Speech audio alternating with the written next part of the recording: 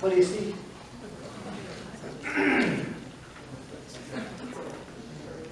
It is a cat. How many of you saw a crow? Yeah. At first, at least. Yeah. You know, snapshots, they cause you to think, don't they? Certain ways or another way. Recently, Lane and I got, we can go on to the other picture. That cat will watch us the whole hour. Lane and I got the word that we get to be grandparents again. Yeah. So the little old lady who came in with me this morning, she will get a sister or a brother within about a week of her birthday, her second birthday in August. And so we are, of course, excited and pleased. You know, one of the things that people like to do about babies is they like to take pictures, lots of baby pictures. Have I shown you my pictures? I have the real thing, right? There's a funny story that goes around where a guy says to a friend, have I shown you the pictures of my grandbabies? And his friend says, no, and I thank you. Social media changes all of that. We get to post, and you get to see them whether you like it or not, because you scroll past them. You can purchase at a number of stores these little cards that you put in front of the baby in pictures, and so you can track their, 1-month birthday, 2-month birthday, 7th-month birthday, 8th-month birthday. Kayla, my daughter-in-law, managed this until about 6 or 8 months and then lost track of it. But snapshots are wonderful. Whether they're on the on our phones or on the computers, or printed out so that you can pass them around a coffee circle, drop them in an envelope and mail them off to long distance grandparents who don't use a computer, put them in scrapbooks or albums. Snapshots are wonderful. I remember how when my own children were born, we got those little snapshots made by the hospital. All we had was a little tiny round picture of a face. But it seemed essential that everybody wanted to know more details, like how long was the baby and how much did it weigh and what color were its eyes and how much hair did it have, and cameras can capture some of those things. Later on, we want different snapshots, snapshots that can't be captured by a camera, snapshots that say, well, how long was labor?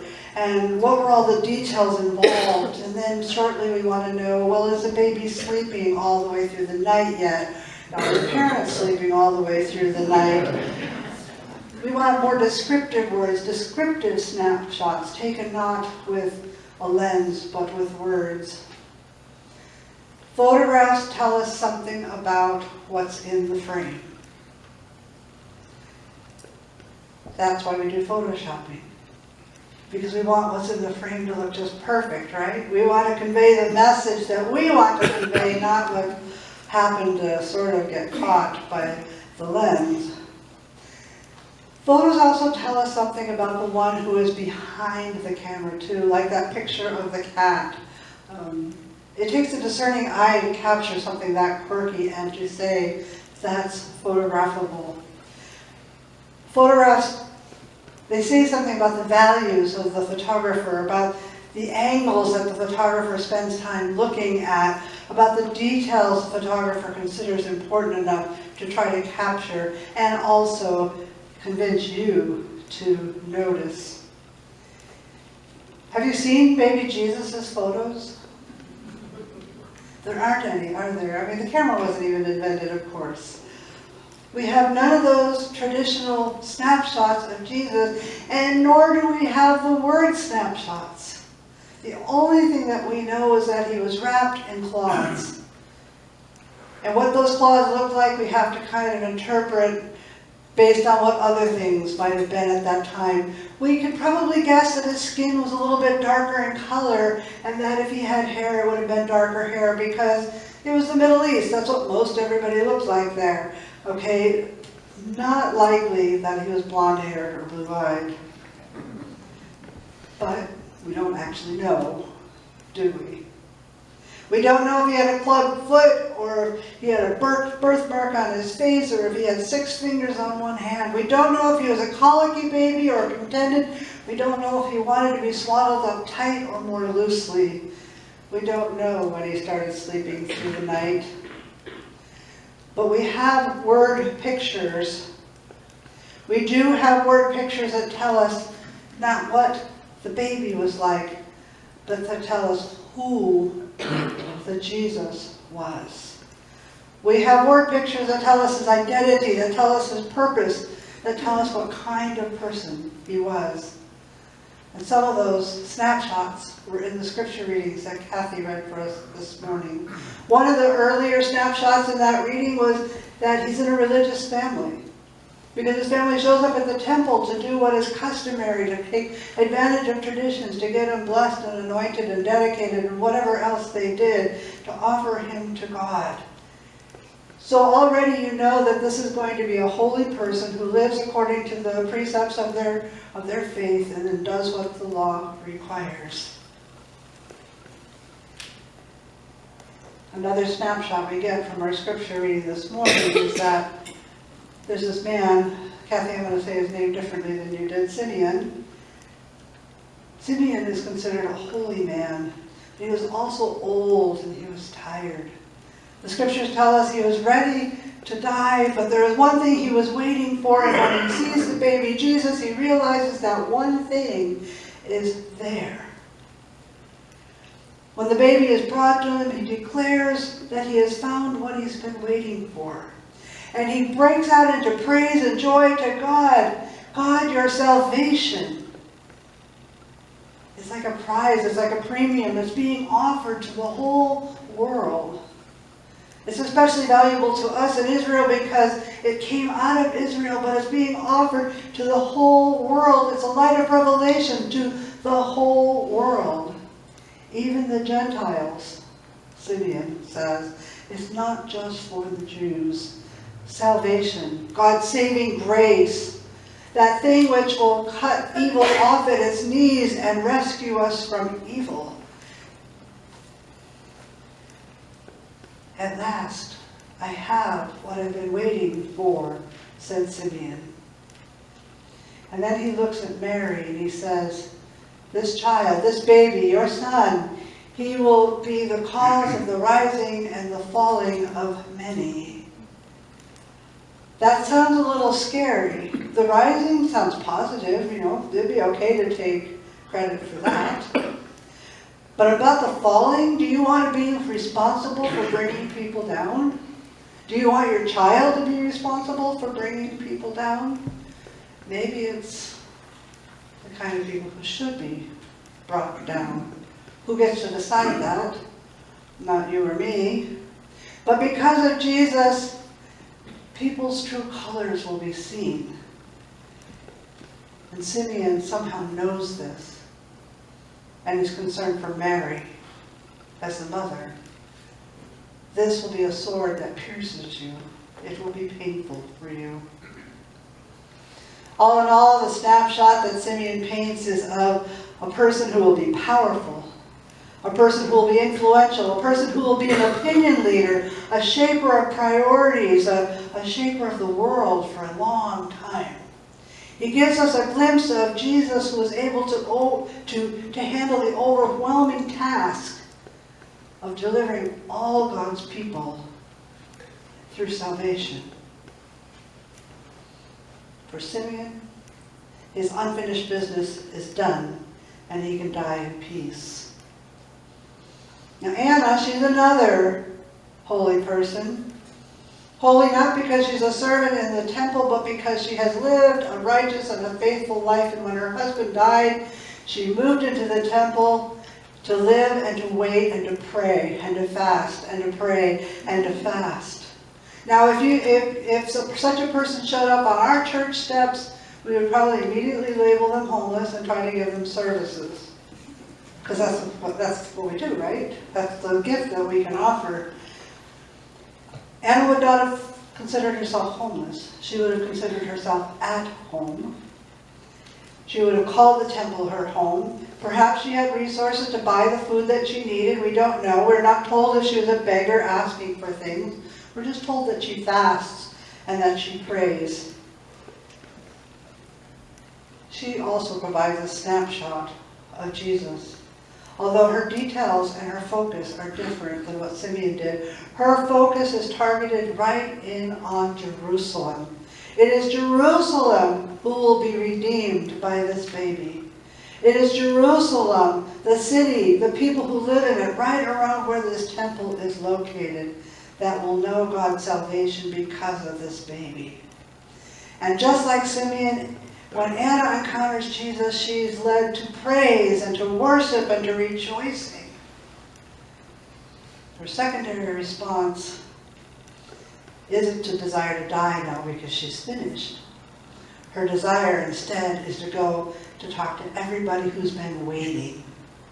He's here, he's here, he's here, he's here! Did you know that he's here? Now the Magi visit also, and they also offer some snapshots, but their snapshots are of a toddler Jesus, because it's going to be a couple of years before they can arrive. It takes a long time to walk from Nepal or Persia or wherever it is that they actually originated. It takes a long time to walk. But they have their own snapshots of who Jesus is. Now one snapshot would be that Jesus is somebody who has very wide influence, as you can tell by the fact that people from far away would come. That he has influence over Gentiles, because Gentiles come.